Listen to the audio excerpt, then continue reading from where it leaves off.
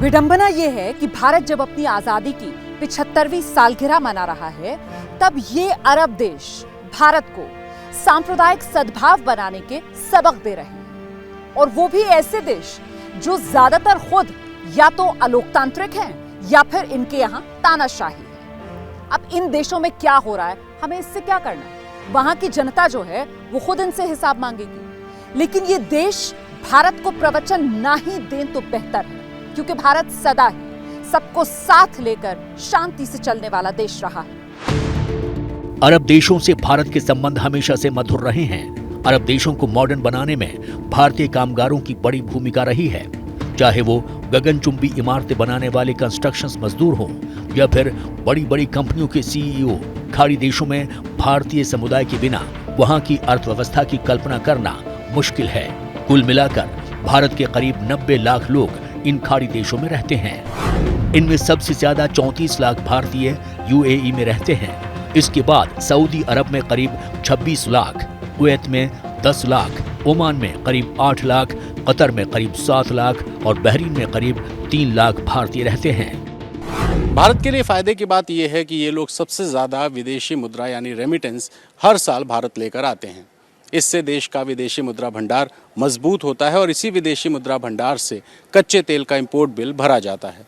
खास बात यह भी है कि भारत को कच्चे तेल के लिए खाड़ी के इन देशों के साथ संबंध मजबूत करने की सबसे ज्यादा जरूरत है।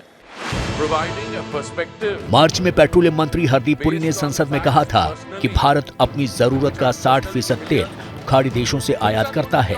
रिजर्व बैंक और विदेश मंत्रालय की 2019 की रिपोर्ट के मुताबिक भारत ने इराक से 22%, सऊदी अरब से 19%, यूएई से 9% क्रूड ऑयल इंपोर्ट किया था। ये तीनों देश भारत को 50% से ज्यादा तेल सप्लाई करते हैं। आखिर कतर की आबादी कितनी है? 27-27.5 लाख तो उस देश की आबादी है। कुवैत की आबादी कितनी है, जरा बता दीजिए।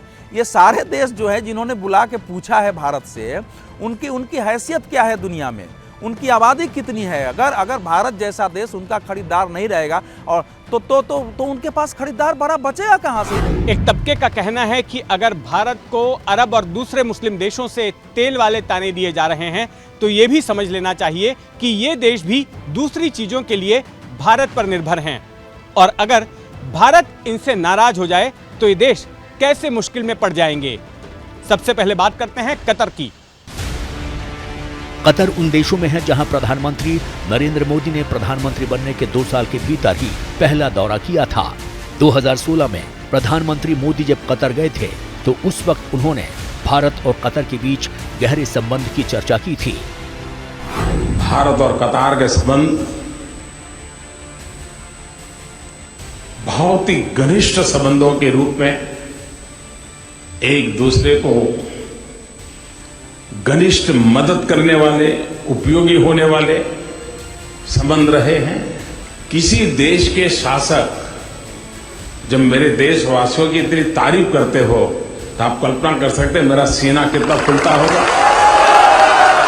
कतर के लिए भारत क्यों जरूरी है, इसका पता इस बात से चलता है कि कतर में करीब 6000 छोटी बड़ी भारतीय कंपनियां हैं, जिनका कतर में करीब 3500 करोड़ रुपए का निवेश है। ये कंपनियां कतर में infrastructure, communication, IT, energy sector में काम करती हैं। 29 लाख की आबादी वाले कतर में करीब 7 लाख भारतीय रहते हैं, जो वहां का सबसे बड़ा प्रवासी समुदाय है, जिनका medical, engineering, education, banking, finance और दूसरे सेक्टर में कतर की तरक्की में बहुत बड़ा योगदान है। कतर में होने वाले फीफा वर्ल्ड कप फुटबॉल 2022 के लिए इंफ्रास्ट्रक्चर तैयार करने में भारतीय कंपनियों की बड़ी भूमिका है। फीफा वर्ल्ड कप फुटबॉल के लिए कतर का अहमद बिन अली स्टेडियम भारत की कंपनी L&T बना रही है। ऐसे में भारत सरकार ने पैगंबर मोहम्मद के विवाद को लेकर कतर के कड़े रुख पर अपनी स्थिति साफ कर दी है। We have made this public. The embassy made this public in a statement. I don't think I have anything to add to that further on the issue of Qatar. Similarly, other countries that have raised it, you've seen wherever it is, like Kuwait, we had put out a comment on our perspective, what we had said.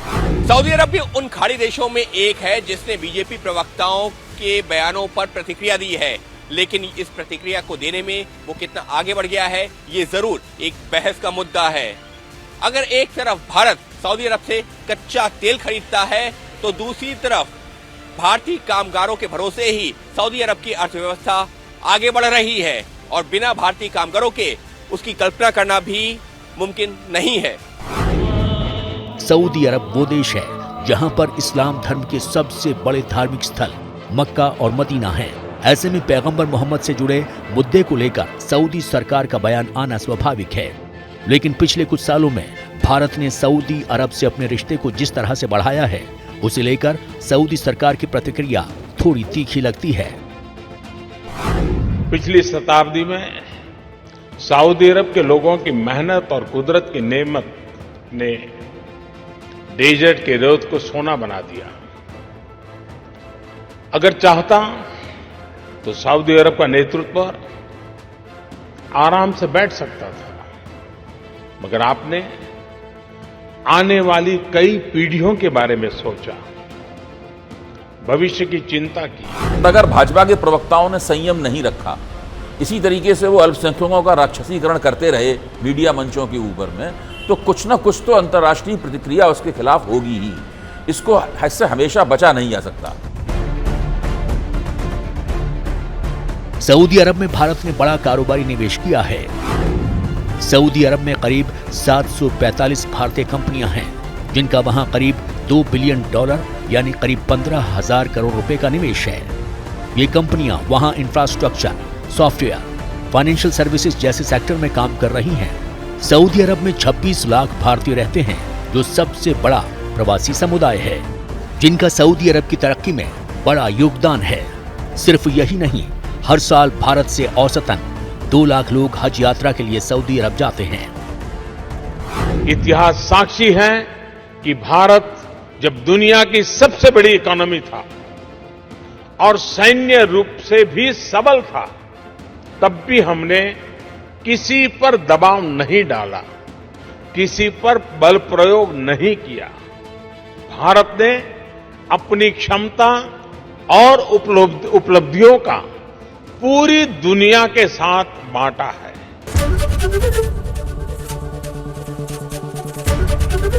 ABP news आपको रखे आगे।